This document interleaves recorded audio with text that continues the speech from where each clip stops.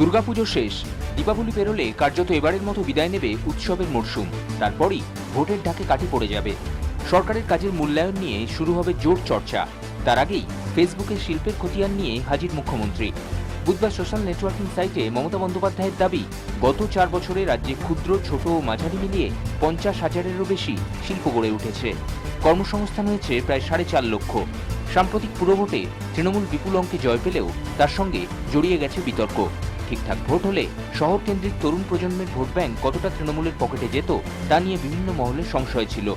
তরুণ প্রজন্মের আস্থা পেতে কর্মসংস্থানই যে সবচেয়ে ভালো বিজ্ঞাপন তা বিলক্ষণ বোঝেন মুখ্যমন্ত্রী। সেই মতো উৎসবের রেশ কাটতেই রাজ্যে শিল্প সাফল্য তুলে ধরতে ফেসবুকে তৎপর তিনি। বিরোধী দল এবং বণিক মহলের বড় অংশের অভিযোগ, তৃণমূলের জমানায় রাজ্যে কার্যত কোনো শিল্পই হয়নি। বিনিয়োগের সন্ধানে সিঙ্গাপুর, লন্ডন ঘুরে এলেও এখনও সেরকম সদর্থক সাড়া পাননি মুখ্যমন্ত্রী। এমন প্রচারের বিরুদ্ধে দাঁড়িয়ে মমতা বন্দ্যোপাধ্যায়ের দাবি, Bengal Birbhum coalfields limited BBCL নতুন সন্তানের জন্ম হলো। বীরভূমের দেউচা পাঁচামির এই সংস্থা একদিন দেশের বৃহত্তম কয়লা খনি পরিচিতি পাবে। এই খাদানের নিচে 20 কোটি টন কয়লা আছে বলে অনুমান। বাংলা এবং ভিন রাজ্যের পাওয়ার প্ল্যান্টে কয়লা সরবরাহ করবে BBCL। লক্ষ লক্ষ কর্মসংস্থানের সুযোগ হবে। ওই এলাকার আর্থসামাজিক পরিকাঠামো আমূল বদলে যাবে। চাঙ্গা হবে অর্থনীতি। দারুণভাবে উপকৃত হবে মানুষ।